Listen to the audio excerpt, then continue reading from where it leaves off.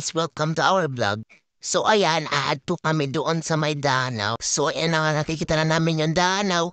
Ayan na nakita na namin yung bangka. Ayan na tinatarong na Kuya Aying yung bangka para makalarga namin doon sa may isla. Ayun na nga, may tinatarong pa si Kuya Aying. Yan na nga ang dugay-dugay ni Kuya Aying. Naiinip na ako. Oh, patangkit-kit ng beshi ko. Ayan na, magpapalarga na si Kuya Aying ng bangka. Ayan na, for the sakay-sakay na ang mga person. O yan, kawawa naman yung person, hagbo niyang kanyang cellphone. Kawawa naman, sayang naman, hindi ko nabiyuhan ang mga pangiring nagawa. Ayan na, lumalarga na.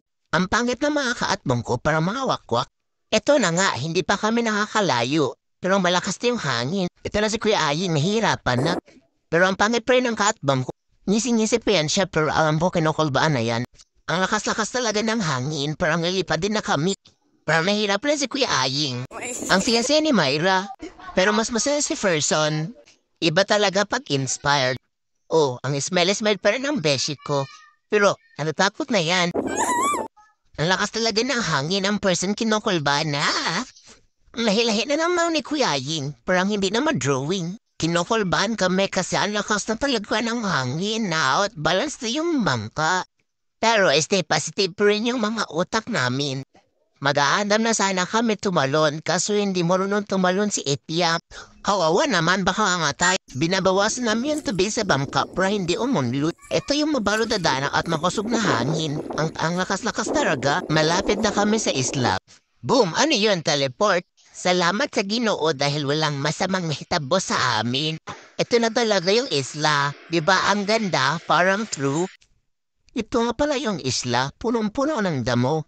Ito mga damo na to ay tinatawag na dugman o lusay sa amin. Ito nga pala yung bishi ko. Sobrang sayaya pa rin, no? Kitmantik na kami malunod, smile pa rin yan, no? Tara na, lakad-lakad tayo, mapasyalan natin tong isla na to. O, yan o, yung isla namin, madamo. Yung isla nga pala ay tapat ng natunog asyenda. Sa Barangay San Francisco, mainit Surigao del Norte.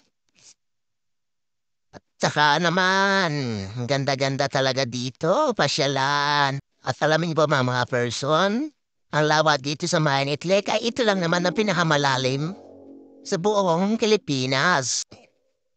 Yan o. O, ano na person, okay ka lang ba? O, yes, Kuya Aying, tinuturo na saan kami pupunta.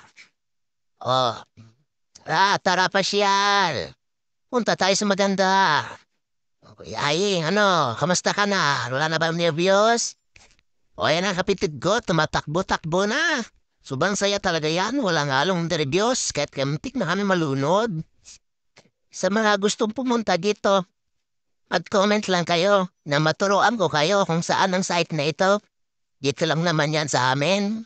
Malapit lang yan. Magbabangka ka lang. O yan. Maganda ba? Lupa lang to. Hindi talaga to buhangin puti. Yung mga pumuputi na yan, kundi mga damo lang yan natuyo, kaya maputi.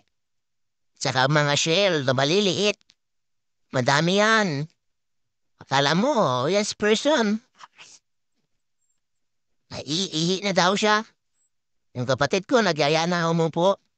Dahil kakain daw muna ng mga pagkain na binili namin. Yan, chicharon lang naman. Ang bawala sa nervyos. O, bishi. Opo muna. O, maganda ba? Saan si person? Ay, ayan na pala, naiihi. Tara, upo pa muna tayo, upo. Person, umihi ka na dyan. Hanggang dito na ang aming video. Huwag kalimutan mag-like, comment, and follow. Maraming salamat mga person.